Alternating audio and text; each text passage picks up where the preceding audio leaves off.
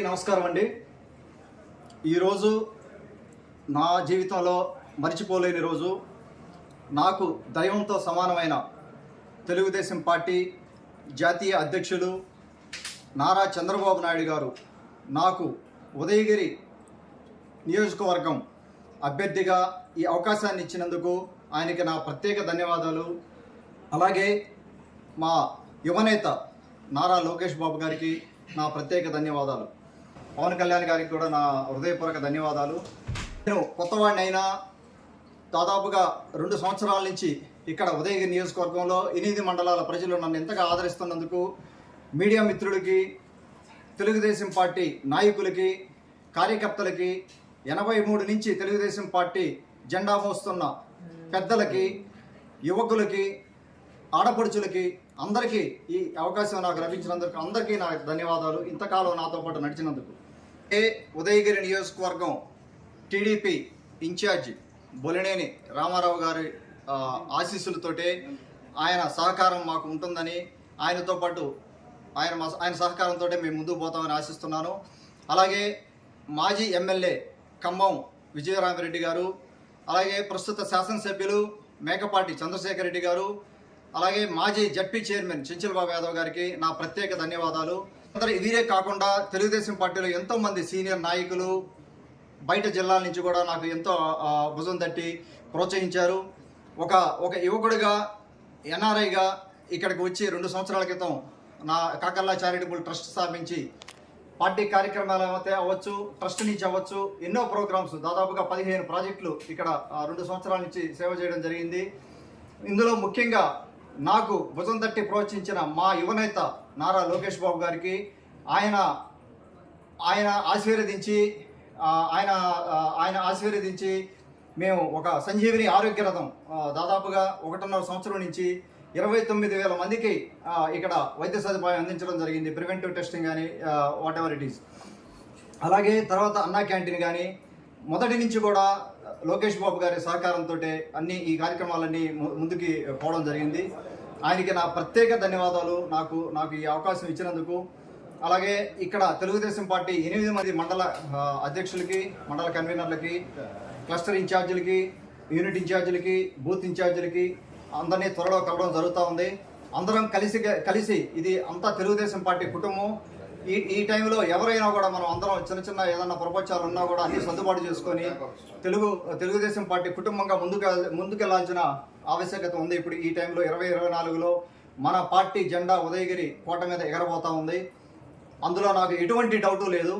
ఇప్పుడున్న అలాగే ఇక్కడ జనసేన నాయకులందరూ 8 మండలాల్లో ఉన్న జనసేన నాయకులందరితో నేను కలవడం జరుగుతుంది. నెక్స్ట్ ఫ్యూ డేస్లో అందరం కూర్చొని ఒక ప్రణాళికతోటి మనం ముందుకు పోతాము. నాయకులు కావచ్చు, కార్యకర్తలు కావచ్చు, ఆడపడుచులు కావచ్చు, యువత కావచ్చు, ఎన్నో విధాలుగా 8 మండలాలు ఉదయగిరి నియోజకవర్గం డెవలప్మెంట్కి దూరంగా ఉండిపోయింది. ఇవన్నీ ఫ్యూచర్లో అడ్రస్ చేసుకొని ఒక్కొక్కటి మనం మాట్లాడుకొని ముందుకు పోవాల్సిన అవసరం ఉంది. అలాగే మా 8 మండలాల ఇన్ఛార్జీలు, 8 మండలాల కన్వీనర్లు కూడా కలవడం జరుగుతూ ఉంది. ఈరోజు నేను వింజమూరు మా కాకర్ల చారిటబుల్ ట్రస్ట్ క్యాంప్ ఆఫీస్లో ఉన్నాం. ఇక్కడి నుంచి కలవడం జరుగుతూ ఉంది. మీ ఎవరైనా నన్ను కలవాలనుకుంటే వచ్చి కలవచ్చు. మా తెలుగుదేశం పార్టీ కుటుంబానికి నా విజ్ఞప్తి, ఈ రోజున మనం తెలుగుదేశం పార్టీలో ఎంతోమంది నాయకులు 8 మండలాల నుంచి దాదాపుగా 1,500 మంది నాయకులు మనకు పనిచేయడం జరుగుతూ ఉంది. కార్యకర్తలు అవ్వచ్చు, రకరకాల పదవుల్లో వారందరినీ సమన్వయపరుచుకొని వాళ్ళందరితో కలిసి కూర్చొని మాట్లాడుకొని మనం ముందుకు పోతాం.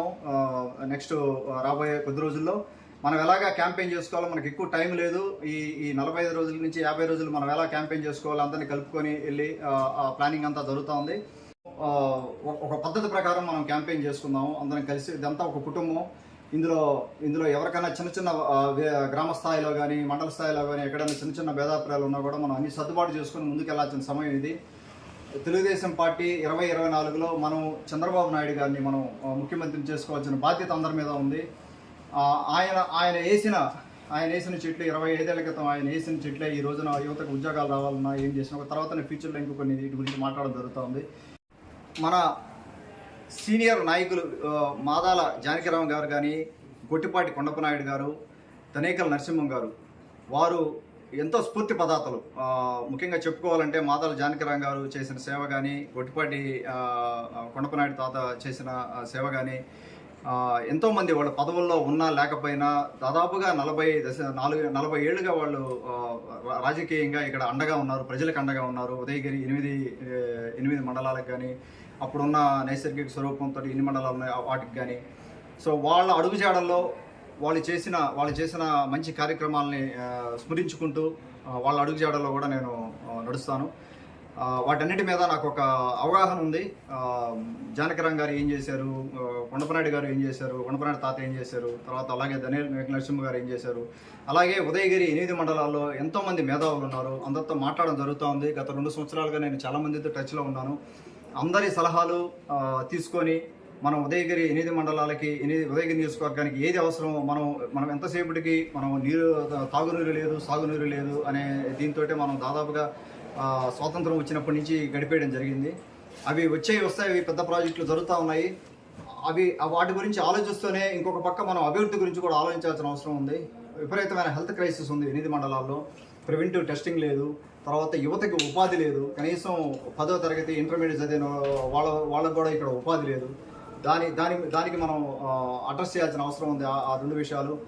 సో ఆ విధంగా తర్వాత ఆడపడుచులకి ఆర్థిక స్వాతంత్రం తీసుకురావాలి, వాళ్ళ కాళ్ళ మీద నిలబడి వాళ్ళకి ఆర్థిక స్వాతంత్రం తీసుకురావాలనేది కొంత ప్రణాళికతో మనం ముందుకు పోతా ఉన్నాం. త్వరలో నేను అన్ని వివరిస్తాను మీకు. త్వరలో మనం క్యాంపెయిన్ పెద్ద ఎత్తున స్టార్ట్ చేయబోతున్నాము. ఒక వారం 10 రోజుల్లో దాని గురించి కూడా మీడియా మిత్రులకి అందరికీ నా షెడ్యూల్ ఇవ్వడం జరుగుతుంది. అందరికీ నా ధన్యవాదాలండి. మీడియా మిత్రులకి ఇంతగా ఆదరిస్తున్న, దాదాపుగా 2 సంవత్సరాలుగా నన్ను ఇంతగా ఆదరిస్తున్న మీడియా మిత్రులకు కూడా నా ప్రత్యేక ధన్యవాదాలు.